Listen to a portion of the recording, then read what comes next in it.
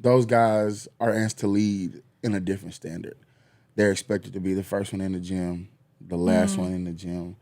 They're supposed to be the ones who has it all together. You know, people forget that they are human, that they will make a mistake. You can find something special in each kid you coach before it becomes a situation to where I can't save them. I can save everybody, or I'll die trying. That is her 100%. Yeah. What is your standard? My standard is exclusively. With Coach Jay. So you are Jarrett Collier. Coach Jay? Yes. Coach Jay. You are a coach and you are a director at the Boys and Girls Club? Yes. In Athens? Mm-hmm. How long have you been out there at Athens? I've been at the Athens Boys and Girls Club really all my life. I grew up in the club. I was a club kid. Mm-hmm. I started at 10. I took a little break when I maybe turned 14, 15. But then I just it all came full circle going back to the teen center. Doesn't it? And I graduated high school. I went to college for maybe 2 days, 2 or 3 days. And That's all right. Yeah, it is. And I came back home and I found a landing place. With the Boys and Girls Club. Been working there since I was 18, 19. Oh, wow. So, I mean, I've worked other places, but that's always been my go-to job. Yeah. I'm forever grateful that I've always had that place to go back to. So I want to know what's going down in Athens between 3 and 7. A lot of things can go left if you don't have structure from 3 to 7. Single parents are at work, so kids are normally watching themselves, or big brother's watching little sister. So I can take myself, for instance. I was single mother household. I went to the Boys and Girls Club. It kept me, safe. I made a lot of friends. It's a place you're able to be yourself. The Boys and Girls Club has anything you can think of that will spark your interest, whether it be STEM program, education, game room, gym, basketball, teen center, soccer, whatever you're into, the Boys and Girls Club can kind of tap into it. Okay, so there's multiple programs. No, I was thinking it was more sports centered, really basketball centered. So I didn't know that there was STEM programs and all of that also. Once you get in, you'll find out that we have all these different avenues. Yeah. And then you'll be like, okay, this is a nice place. I had a guy that was really close to at one point in time. He was in high school at Athens, and he had called me one day, and he was like, I don't think I'm really that good at basketball, but I don't want to quit. He played football, so he's like, I don't want to just quit. But it's was mentally challenging him more, that he just wasn't that good. He wasn't a star player, so he felt it was wearing on him more mentally. So he was like, if I quit, I'm gonna look like a quitter. And I was like, listen, it's not about pleasing anyone else. It's taking a bigger toll on you mentally to stay in basketball because you want to please everyone else. That's never gonna work out. But if you just take that chip off your shoulder, lose that ego, and just say this is just not the sport for me, ultimately you're gonna be it's gonna take a big mental toll off of you. That weight is heavy, because everybody looks to you. Everybody looks to you to lead the way. You're supposed to have all the answers. If you're the star player, you're supposed to carry yourself in a different way. And I think that pressure does kind of get to an athlete, as it would if you was a CEO or you were a boss anywhere. It gets to you because people are always looking to you. You're the first person they look at. And every decision you make, it either makes success for somebody else or it's a failure for somebody else. So, and I found that in my profession that it is a lot of pressure being that guy. But it's so glamorized. It is. And I think that's what everyone's like, well, that's, the star quarterback or point guard, and it's just such a glamour thing that nobody kind of has empathy for that person. And then you're being put as the face of the team, so it's like you said, back to all the pressure and stuff. Those guys are asked to lead in a different standard. They're expected to be the first one in the gym, the last one in the gym. They're supposed to be the ones who has it all together. No. They're supposed to wake up and be superhuman. People forget that they are human, that they will make a mistake, or they won't be able to lead all times. That's why we're trying to humanize athletes here at Exclusively. Beyond the game. That's a great plug. Yeah, that's exactly it, because it's just not put out there enough. These athletes, these star players are they're human, but it's they want to put out a perfect image of themselves also. So it's double the weight of like keeping that image. Why can't we just come clean, come clean and be like, yo, this is tough. It's gotta be tough. But you think about it, like think about Kobe, how Kobe always had that like superhuman type mentality that was put out there. And it's like getting up and that like grinding all day. And then like people think that that's what they have to do. And cause I feel that way. I feel like I feel sometimes if I getting up early is supposed to be the only way to be successful, is to be up early. You hear all these like speeches and these motivational things, just like get up at 4 a.m., go to the gym, work out, eat good, be positive. And then go to work all day, you work 12 hours. And then after that, you know what? You got to work harder. And then it's like, oh. It is. It's one of those things to where you want to create good habits. And I feel like in this generation of athletes, we are trying to train robots. We're teaching kids, hey, if you want to be successful, you have to do this, you have to do that. And I'm guilty of it as a father of a young athlete. That I am trying to train him up to be successful, but it's like you putting on two caps. I put on two caps every day, coaching cap, dad cap. And it's so hard. As a father, you want him to be successful beyond what you was when you played. And as a coach, you want him to be that star player. You want your child to be, glamorized. You want people to know, hey, that's my son. And in the steps of it, you forget that they're still young. Yeah. So a lot of times we begin their pressure as early as 10 years old, as early as 11. You see, earlier than that now, I tried coaching my daughter in basketball. Oh, please tell us about this story. You don't know my daughter, but she's 8 now. She could care less. She could care about anything, but anyways, whatever. Not basketball. She scarred me so bad. I said, I will never, never try to coach any of y'all. And I've tried to walk away. I've tried to walk away several times, and I'm like, I'm gonna let somebody else coach you. I'm gonna let somebody else coach you. my And then we'll gosh. have the conversation. Be like, Dad, I want you to coach me. And I'll be like, well, why? He was like, because like you're gonna push me. You're not gonna let me, not be successful. You're not gonna just be okay with me being mediocre. And then I'll have to remember, that does help. Somebody who's gonna always be honest with you is gonna tell you, because in this day and age, 3 or 4 of the right clips will have you thinking this kid is the next LeBron James. And there's no way that's possible at that early age, because they're still developing. And we forget the developmental stage of the game. But as parents, you're like, you put intention on everything else. Why can't you put intention on what I'm telling you to? Go out here and do this the right way It's now. not that hard. It's not that hard to be good. It's not that hard to be good. You never just take them on and be like, all right, this kid is 10. Do you This feel kid like is you're harder on him than the other players? Oh, no.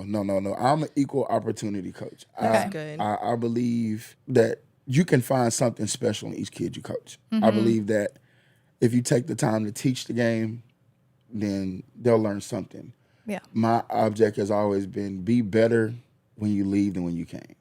So I approach the game when it comes to coaching as more teaching, because now you want to learn, because we get caught up in winning trophies, championship acknowledgments versus the actual developmental part of the game. And so now kids I always use a Steph Curry analogy. Kids are always trying to shoot threes. And they feel like because they see Steph Curry shoot threes and make them at a high volume, everybody wants to shoot threes. But nobody wants to know of the development that he took to get to that point he's at now. I have to make 500 shots before I leave the gym. I have to make 1,000 shots before I leave the gym. Nobody understands the developmental part of the game anymore. So as I grew up in the coaching game, I wanted to develop. I wanted to teach Build more their so. character. Yes, more so over winning. I mean, have I lost games badly in that process? Yes, but is the kid learning? That's the experience I've always wanted. That's the thing. Like, what would you rather do? Lose a game or lose a kid? And that's always been, my main focus. I never want to lose a kid. I never want a kid to feel like he can't be coached, because it's bigger than sports. But you always want a kid to leave and experience as you as a coach is like, okay, he taught me something. When I was younger, I didn't see that. But, as I grew into the coaching game and as I coached under, coaches who taught me how to coach, it's all about development. It's all about development and making the kid better. Yeah. And our mindsets change from the time, I mean, just in anything, not just coaching or sports. Just think about what you thought at 15 versus now. Like, it's going to change within that. We want them to have the best experience at our club that we can possibly give them. It is a staple of our community. I've seen so many kids come and go. So many superstars have been born in that place. Yeah. And it's been special to me and in my life. I'm forever grateful that they took a chance on letting me run one, especially coming from where I started. We have a standalone teen center. We broke ground on that last year. So it is beautiful on the inside. Where's it at? Right next door. So we're 1017, it's 1015. Where have I been? Not in Athens No, for a no, long no, no. time. No, so- I haven't been in Athens in a long. Well, this is like this year. It's the first time I've been back really a lot, and I have been over there though. I've been over by that way. I just probably haven't paid attention. Yeah, we broke ground January last year. Not broke ground, but we cut the ribbon in January. That's super cool. Of last year, and it's just they have their own outdoor basketball court and pickleball court. Yeah. Okay. It's just a great place for teens of advancement. So what's the like to get into the Boys and Girls Club? Is there like a waiting list? Is there like a application fees, anything like that? Yeah, so you go online and register at www.bgcnal.com, and you'll click that you want to become a member to the Athens Club, and you'll register. It's a $50 registration fee. So it's a one-time registration fee, and it covers you for the whole year. Yeah. So, it's great. Our teams come for free. Yes, our teams come for free just once you do the registration fee. Is it just an after-school program? Yeah. No, we run a summer program as well. Okay. That's when we usually have the waiting list because we're busting out the seams. Yeah.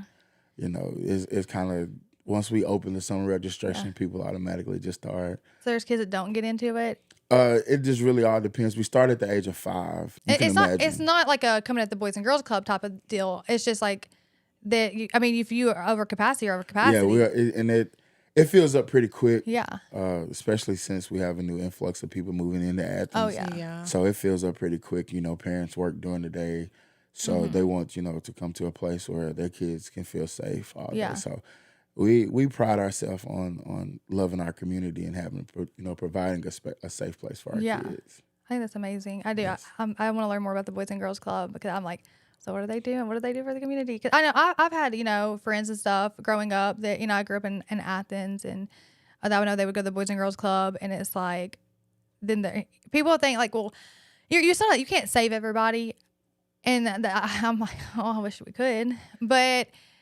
people are start looking like, well, okay, well they went to the Boys and Girls Club, but like look how they turned out, and it's like it's not the Boys and Girls Club's fault because they still have to go home after that too, and those environments are so crucial, and I think that's what a lot of people don't.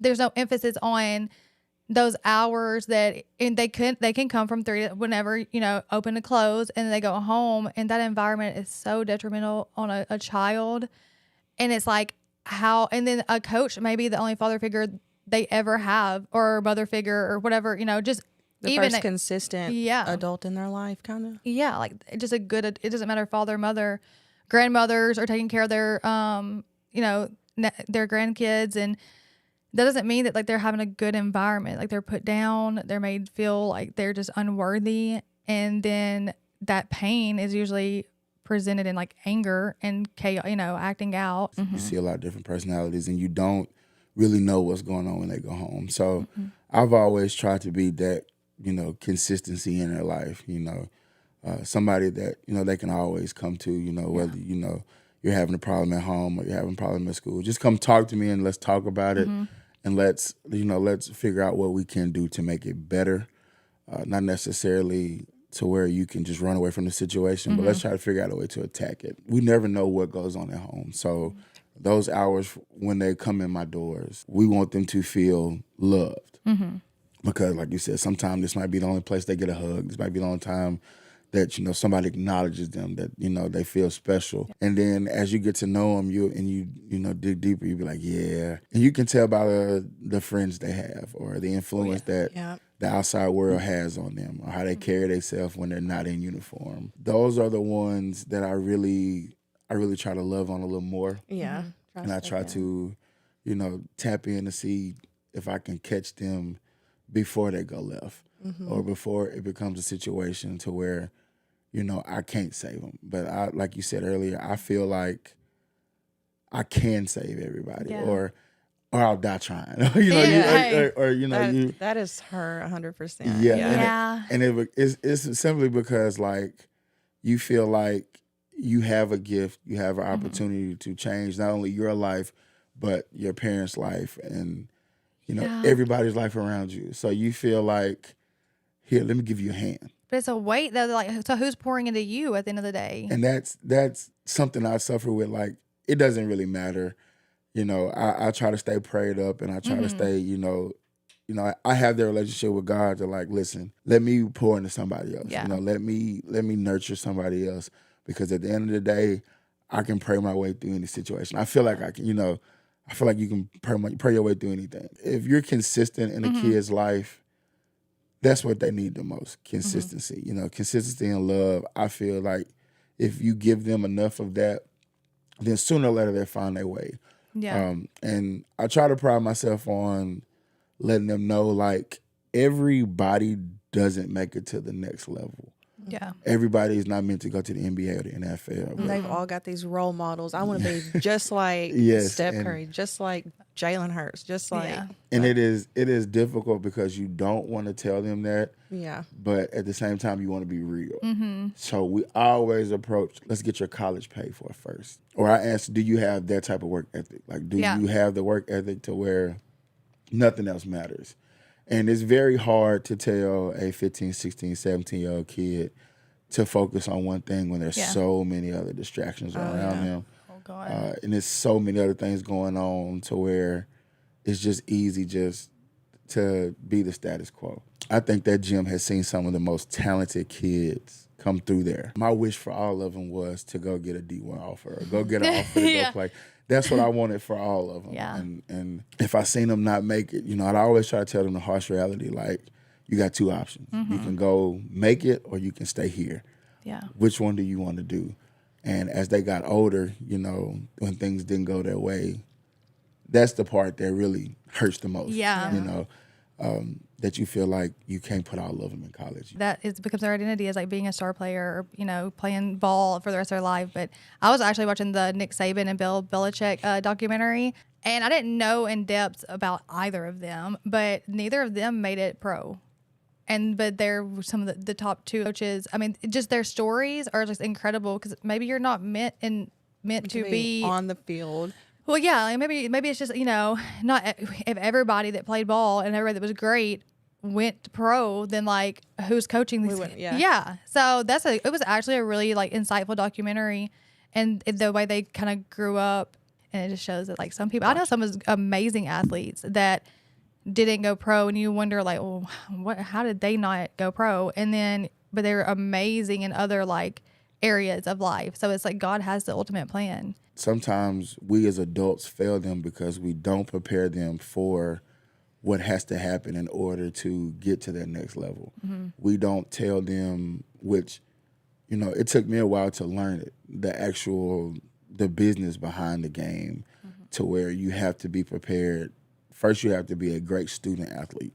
That's the first thing. You have to be a great student athlete. Like, you have to do what you're supposed to do in the classroom and let everything else take care of itself. Yeah. Then you have to, interview well. You have to test well. You have to do so many things to get to that level that you're not prepared for. Yeah. We're just teaching them, go play good, and everything else will work itself out. You got a C, you got a D. All right, well, that'll get you, to the next level. But nobody really tells them that when recruiters come in, the actual conversations they're having. Yeah. A lot of times you get coaches who are preparing just to be successful at the moment versus turning them into great athletes. The longevity of it. Yeah. That's it. Yeah. They're the big league now, but it's like you have to develop those kids to be ready for anything. Yes. Because even the best player can have an off day, and that's with this past season where like Jalen Hurts was getting so like people were just coming at him. Fans, everybody's coming at him. That he wasn't, I guess playing how he did last season, perhaps. And it's like, dang, I just won a Super Bowl for y'all. And now you want me traded? Like, that person has to continue to he has to ignore all live that. up to the expectations of people off of the field that don't know what it takes to get there. So it's so much pressure. And then I feel like that pressure sometimes it doesn't always make people, not per se him, but like in general, you got to teach those kids how to handle that pressure and how to evolve from it and not let it break you down. And that's with like media training and getting, recruiters and stuff out there. Like, if they know a recruiter's coming to see them, Friday night, is that going to make him play better, or is he going? Is he get better? nervous and then flop? Fumble. 9 times out of 10, you do not want to set that bar that high, especially when you're dealing with youth. When you're dealing with kids, like if you were to go, hey, Alabama's coming to watch you play. Yeah. Friday night, you have to have the best game of your life. Yeah. Well, immediately he's tight already. He's tight Monday in practice. He's not paying attention in film. He's not going to do the little things he's been doing correct to get that offer. He's going to start thinking outside the box. So Friday night when he plays, he's going to make every mistake he normally doesn't make because he's trying to impress the recruiter. People get out of the box of being themselves when they're asked to keep the expectations so high. Like y'all mentioned Jalen Hurts coming off a Super Bowl. Well, now you have to go chase Tom Brady. Yeah. So you don't have to be Jalen Hurts anymore. Now you got to go be Tom Brady. I feel like people have done that, like with Kalen DeBoer at Alabama. I feel like people have tried to make him go be Nick Saban. There's no way you can go be Nick Saban. You have to be the best version of Kalen DeBoer that you can be. So that means you have to win at your pace. So you're coaching at Athens also, middle school? Well, I was coaching. I coached middle school basketball, and I helped middle school football. Yeah. Is it totally different being the Boys and Girls Club and then out there with the kids at the middle school? No, a lot of my kids transport over. Okay. So a lot of kids that I see at the Boys and Girls Club, I see at the school. So it all kind of goes hand in hand. Yeah. So, and I always tell them, you really can't run from me. You're going to see No, me. You're going to see me somewhere. You. Yeah, like you're going to see me. Most of them grew up playing for me 4th, 5th, and 6th grade. And then to see me at the middle school, it's a consistent thing now. That's a blessing for them to have you for that long. Yeah, so you can imagine how I get on their nerves. Your son, so does he ever feel like, well, that's my dad is not just my dad. He's kind of the community dad also. He doesn't mind sharing me. Yeah. And that's one of the dope things about our relationship is that he doesn't mind sharing me at all. I try my best to keep it to where he understands when I'm your dad and then when I'm trying to help the next kid, because I've always prided myself in being in somebody's corner. Yeah. You know what I'm saying? Somebody can look at him and be like, well, I know Coach Jay here. You know? So. Well, you've instilled that in him. Like you can see like the glow, like you can tell that kid is loved. He's precious. Yeah. That Oh, kid my is goodness. loved, and he will grow up and he'll might be better than you. That's what I'm hoping. And I think That's what you want for You your want to kid, instill right? yourself Yeah. into them Yeah. so bad. Yes. Yeah. Yes. He wants to follow my footsteps and be a club director. Yeah, that's fine. Go be better. Go be better. And I try to be realistic with him. Like, you set these goals for yourself at a young age. Have a backup plan. And a lot of kids don't believe in that. A lot of kids don't believe in having a backup plan that's either all or nothing. And they're like, no. Like, I know what I'm going to do. I know what I'm going to be. And it's hard.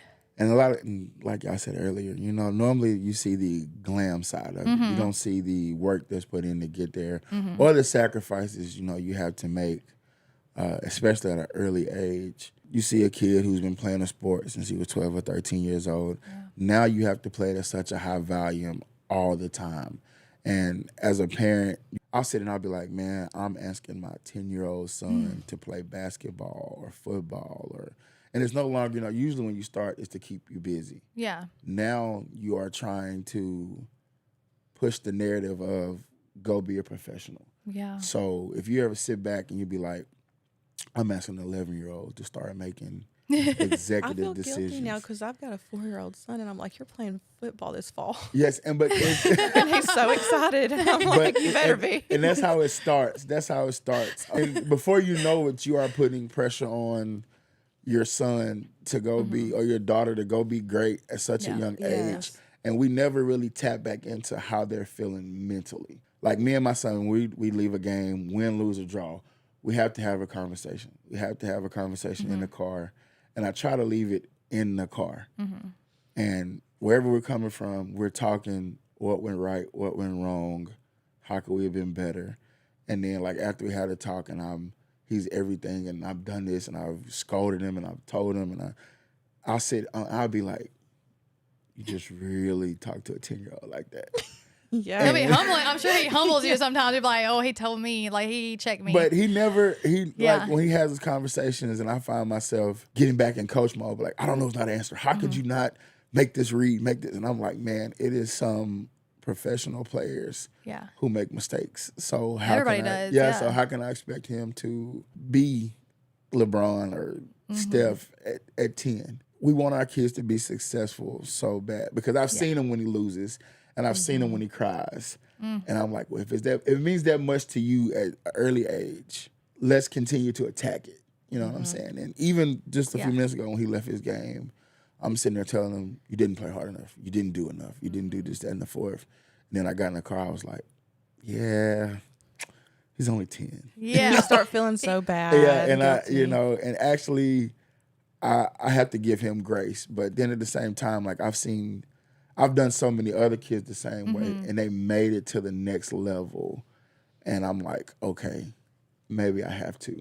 Yeah. Maybe it's needed. You know, maybe not to the extent that I go, but it is definitely that needed. passion. Yeah, it is. It's the coach in me. But do you think coaching, like, so all kids, though, don't learn the same. So you can't coach every kid the same way and expect You them to can't. get the same results. You can't? But you have to have a standard. Like you have Okay. to have a standard of what you want your program to be. What is your standard? My standard is compete every day.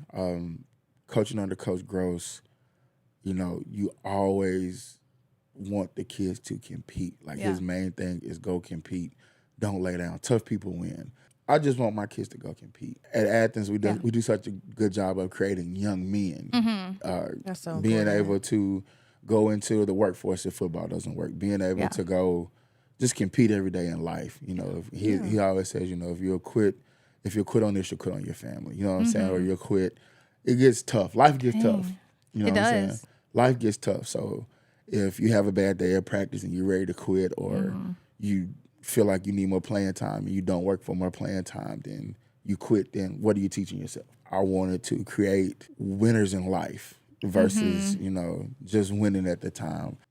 You go back and then people always be like, when I was in middle school, we went undefeated. Nobody cares now. You know, Those participation trophies. yeah, you know, nobody cares now because 2 or 3 years, nobody will remember what you did in middle school. So you want to be able to, yes, you want to create those memories, and yes, you want to be successful in the moment, but at the same time, like, you want to be able to go compete in life every day.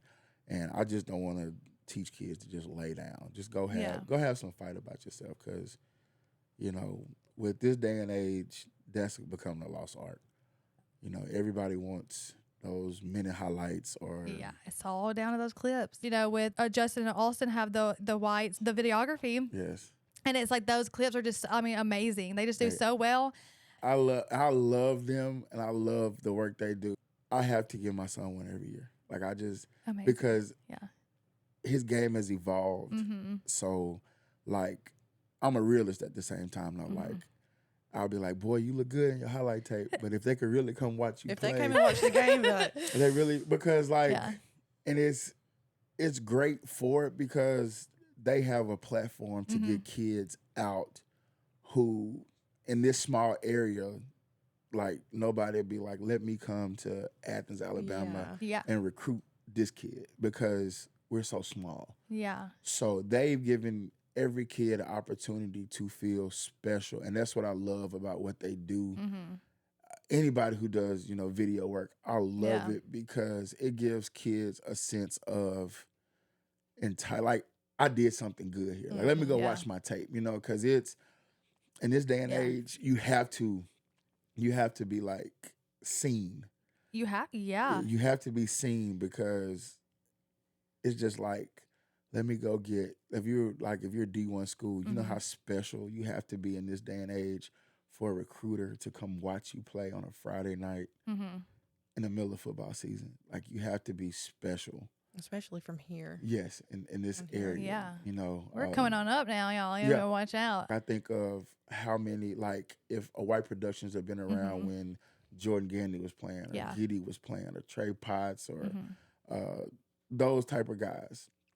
If they were able to get lights on their game early, you know, what would happen? What would have happened? Yeah. You know, if somebody could, you know, figure out these kids, like so many kids. Like I had a batch of kids that were so special, and I wanted the world to see how good they was. Like I had a kid, man, he was so talented as a freshman. If, you know, he could have got clips, somebody seen his game, what would have happened? You know, the kid who, you know, is a lefty, he can shoot, what type of career he would have had if he could have just had highlights, or if somebody would have, because, you know, back when I was in school, we had to take a class to make a highlight tape, and you'd had to. Really? Oh, wow. Oh, like computer applications. Yes, you have to, you know. I can type.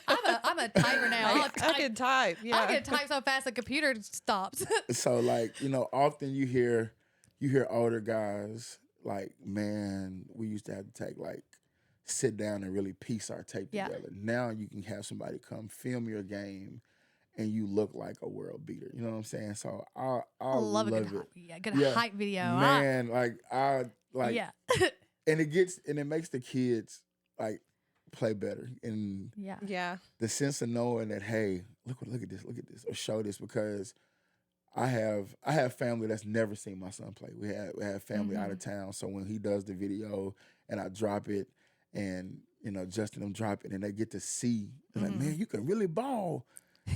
And he's like, yeah. And that makes them want to go out there and, you know, work harder the next game. Yes. It is a big motivation. I want a hype video. I'm gonna have to call Justin and see if he can, you know. They're one of the best. They are one of the best. I don't play ball, but I can for a video.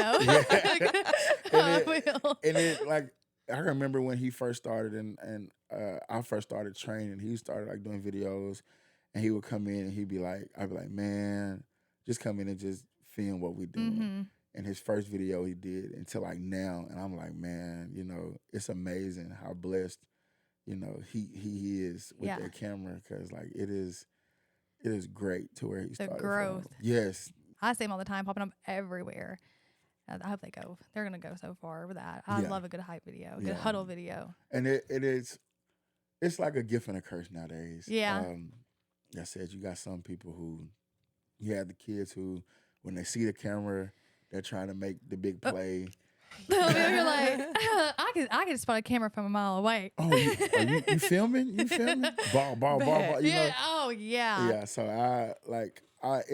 at first I was able to hide Justin from my son, like when he came in. Yeah. You know, now when he sees him, he like, yeah. I'm about to go crazy. Yeah, I got, you know, so. He's Stephen Curry out there. Yes, so, you know, and I love it. I love watching him. Like, you know, so, like, it's the whole social media era. You got to use it for your benefit. Yes, I mean, it is. It is hard. You got to teach people, like, the value of your ability is not within an algorithm. It's not within popularity, because you don't peak in high school. You don't want to peak in high school. You don't know. You don't want to. You want to. Your peak is, you just want to keep going and have the longevity in the grander scheme of things. What somebody thinks about you when you're 16, 15. If they're still thinking about you when you're 30, then you made it. You made it. And that's the thing people often get caught up with is not realizing how early a kid can peak. Like I said earlier, you're asking a kid to go higher and higher and higher and higher. And it starts as early as middle school. Yeah. You're asking a kid to go compete with other top middle schoolers and go kill everything you see. Now that they're in high school where it counts, they're like, yeah, it's just fun. Yeah, and kids can get bored. You know, kids can get bored, especially if, like I said, you peak early, you peak in middle school. When you get to high school, man, and a coach is trying to get you to give everything, now you're like, I don't have anything else. Yeah. So that's where the kids get burnt out, you know. Like, And it starts, when kids start 9th, 10th grade, they want to go to college. Then maybe the 11th grade, 12th grade. If it happens, it happens. And I've met some kids who are desperate for the offer, but they don't utilize the tools they have. Nowadays they can really literally put their film together and send it off. There's so many ways to get your game out there. And oftentimes they frown on, the local colleges or, D2, D3, JUCO. Kids are not as humble as they should be when they get an offer. Yeah. That humility, it'll teach you a lot. And that's the thing, people with kids wanting, going to college, you don't know what that kid has going, like so much more pressure. They're not just here to play ball. Like when they're there, that's why you're like, that's my ball player. Well, who is that person at home? But they're carrying so much weight on them. And then you put all that weight on them to be the best.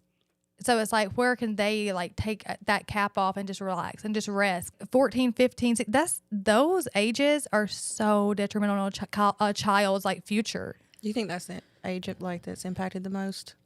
I think growth developmental stage starts as like like 2, 3. I mean, before that, if they're coming into the Boys and Girls Club, they've never had that prior, development at home. So they come in at 11 or 12 and they already have their mindset kind of made up. People are just want to write them off and be like, well, they're a lost cause. And then I'm sure you see that coming in now. Like, how do you go about that? How do you... Which age group? Like 11, 12, 13. Boy, like especially young men. Like, oh, yeah. 11, 12, it's a very difficult age because you're kind of evolving as a person and you're kind of figuring out what you like. You're finding your own lane. Kids just want love. Like, kids just want somebody to, hey, how was your day? Hey, what happened? What's going on? 2 things happen. They'll start crying or they'll just be like, all right, coach, this is what it was. Being a parent, when I get in the breakdown at night mode, I'm not, how was your day? Or what's going on in your life? Or, what is this? What's going on? Sooner or later that builds up. it does. So you take a kid who had a rough day Monday at school. Nobody asked them how their day was. Take a kid, Tuesday was a little bit better, but it was still rough. And then by Wednesday, okay, whoever says something to me, they're going to catch hands or they're going to catch words. Communication, not communicating, regularly, it can take a toll. Because, y'all can remember being 11 and 12. Oh, yeah. Every little thing could, tear our day apart. Even as adults, something goes left in our day. Oh, yeah. You really had to train yourself to like let that go, like that it's not going to matter. And it takes a lot of training. It does. It takes a lot of mental work. It does. And you just have to thank God for growth because... Oh, thank God. Thank God. It's tough. Ooh. It's tough. So a lot of times as adults, we forget what kids, really go through, what it feel like to be a kid. Same thing with teenagers. Like parents, I feel parents get caught up in, forgetting their teenage years or what you did as a teenager. Yeah. So we go straight to scold mode. Like, what are you doing?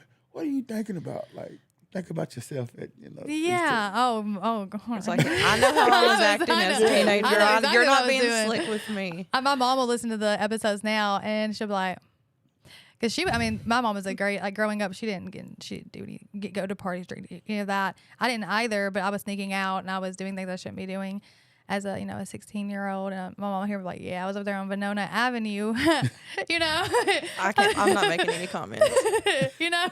And my mom's like, I'm like, you took me there. I used to, because the GPSs really didn't exist. So I had my parents take me to see my boyfriend over, and he had moved over to the Harris home. And I was like, so only family was supposed to come see. My parents drove me over there one day. I'm remember these streets. I know because I'm about to come back over here. I'm gonna sneak back over here. So my mom, a whole incident happened where my car, like the radiator hose broke when I was over there in Huntsville one afternoon. I was supposed to be there. And this guy helped me put it back together because I was like, I'm not supposed to. My parents just didn't want me to drive to Huntsville because I didn't have that much experience, like 16 driving. So he helped me put it back together in the radiator hose. And I got home and told my parents, I was like, yeah, so my radiator hose broke like in Athens at this gas station. This guy helped me. And then my mom just found out, like, since I started doing the podcast, that like I was actually in Huntsville. She was like, I was like, I know. I was over there in Masson Lake. And She's like, oh my God. She was like, I was like, you didn't ever think that I was actually like, she's like, no, I trusted you. And I was like, well, yeah, I'm a good kid. You should continue. They didn't have Life 360. None of that. They just had to go by our words. But we forget that we were once young and we Yeah. were young and dumb. So yeah. you know, we have to give them room. Like every kid's gonna bump their head. Like you're not gonna have a perfect kid. I try to provide that space to be like, hey man, your parents are not gonna understand because we forget, you know, and then we don't never just take the time and be like, all right, man, when I was young, I did the same thing. We just like, how stupid can you be? Yeah. And, you know, words hurt. You know, that was stupid. You do dumb stuff. Why would you do something? So, and like, eventually they're going to be like, my parents think I'm dumb. You know, my parents think Yeah. And that's not the case. You just want them to do better. You just want them to do better. But we, like I said, like parents forget, like, when you wrecked a car once or you was somewhere you didn't have no business being and you got caught. And, I believe in discipline, but I believe in like grace also. Yes. Yeah. Yes. And words do hurt. Growing up, I'm sure, like in Athens and stuff, I would hang out and then like roasting was like a big deal. Oh yeah. Yeah. If you get roasted, and I remember just being the only girl around and they would just tear me up. And I'm like, I wanted to have a good comeback, but I never could. Cause they just always but now I can roast. And now I did it with her one time. And it was funny. But then the next day she was like, you really hurt my feelings yesterday. And I was like, what are you talking about? What did I do? What did I say? I was trying to replay it because I always try to be like, I'm not a mean person. I'm like, what did I do to hurt her feelings? Man, and she was like, that thing you said. I was like, when we were roasting each other, that's what I was like, I'm so sorry. She said, yeah, words like really do like bother I'm her. so sensitive. And I didn't know. I had no idea. And it's a roast session. Like, I like to get roasted right now because if I'm sad, like I do, I think if I'm like going through something, if I'm hurting, my feelings are hurt, I want to be roasted because it makes me laugh. And I guess like you just don't take this. That's good to know. So now I know that like she doesn't. Please just tell me everything's gonna be okay. But it teaches you. Joking back in the day, it taught me how to have thick skin. Yeah. But you would just, I used it as, fuel later on. But like, when I can remember being younger, I was sensitive too. Like, I was like, he doesn't, anybody want to be my, but like, man, as I got older, I was like, all right, listen, you're going to either have to learn how to joke back or, because I was definitely, people ask me how I was a nerd. I wore glasses till I was in the 8th grade, and like I said, I was a chubby kid. And when by 10th grade, you hit your growth spurt. You're not only, you're not the ugly duckling. Yeah, you're not the ugly duckling anymore. So now you have to learn, either you have to learn how to joke back, or you're gonna get your feelings hurt. Nowadays, it's just not the same. Kids are not thick-skinned like that no more. They're not, no. But they're also so mean. Yeah. Some of the things that, and I understand it's a difference between roasting and bullying. Just bullying. Yeah, being a mean girl. Some of the things that Nala will come home that girls have said to them or said to her. I know. She gave me a whole spiel, and I come in the door. She's like, guess what happened at school today? And I was like, girl, what? Oh, let me tell you. I got a story for you. But then she's like, well, then I told her that she has to give me my necklace back because we're not best friends anymore and she cannot sit with me. Yes. Yeah. If you ever want a good laugh, a kid's day at school will get you a good laugh every time because you like, what? If this is your worst problem that you've had today, yes, and he'd be like, he said my shoe was untied in front of the whole class. And he knows that I don't know how to tie my shoe. And he asked me to tie my shoe in front of everybody. And when I had to tie my shoe, I just didn't want to tie it. And it just like, that's what it was. That's, Gosh. But I love it. I love it. Like just for when the kids come off the bus and they come into the building and everyone has a different story. Like you have to open your ears to every story they have. And I love it. I mean, like I wouldn't trade my job for the world. Like I don't see it as going to work. I just see it like what's gonna be the adventure today. It could be a good one, it could be a bad one, but it's gonna be an adventure. So I love that. I love it. Like, and I work with kids from 5 to 16, 17. Yeah. And seeing it is great. But like sometimes I go back and look. I have like my class. This class was about to graduate in 26. I've been dealing with them since they were like in the 4th, 5th grade. It's crazy. So like old basketball pictures come up when they were in the 5th grade before they went to. And I'm like, man, y'all about to graduate. So I was like, I feel super old. Yeah. You wonder where your life is going. So I've had that connection like with every year a class that graduates. Like to see them grow and become young men and young women from where we started from. It's just like it's amazing. So do you think this is accurate? When kids feel like they belong, they don't go looking for belonging in the wrong places. Yeah, that statement is just as true as it is. If they feel like they belong there, they'll be there every day. Having somewhere to go, or just like going home every day. Mm-hmm. If going home is your peace, is where you're at, you belong there, you'll never lose them. Like that's a part of our retention plan. Make them feel like they belong. Make them, because their home Yes. sometimes is not where they feel like they belong. Yes, so be that safe space. Even now, like kids who are adults, they'll still stop by and be like, "Man, we appreciate you, Coach Jay, because I love that. you always gave us a place to go." But I mean, they were teaching me like I was teaching them. You know, so I've always loved recycling that love because reciprocation. Yeah, Pass it along. Yeah, because I mean, I've had kids that grew up in my program. Now they work for me, or they have worked for me, or they work with me. So it's been great. I said I wouldn't trade this experience for nothing in the world. Like growing up, I had the same dreams that all the other kids. I wanted to go play, basketball or football. I wanted to own my own business. I wanted to do everything. I wanted to rap. I wanted to do everything under the sun. I'm a rapper. I wanted to do everything under the sun. But like you said, God had a bigger plan for me. Yes. And he still has bigger plans for you Yeah, so I thank him. I thank him every day for where he placed my feet at, because I'm able to put my hands on everybody. So I'm very thankful for that. Coach Jay, creating safe places. You're gonna have a slogan like Coach Jay, still creating safe places. You're gonna have, you can have your own business and come out, with your own version of the Boys and Girls Club, Coach Jay's Club. Everybody knows it needs a Coach Jay, for real though. Yeah. I've heard you are very inspiring in the community, and I've always heard nothing but great things about you. I do appreciate you coming so much. Thank you. You did so good. Thank you. Thank y'all for having me. So good.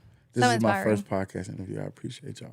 Right here, exclusively with Coach Jay, exclusively Beyond the Game, a women-led sports culture podcast centered on the humanity of the game.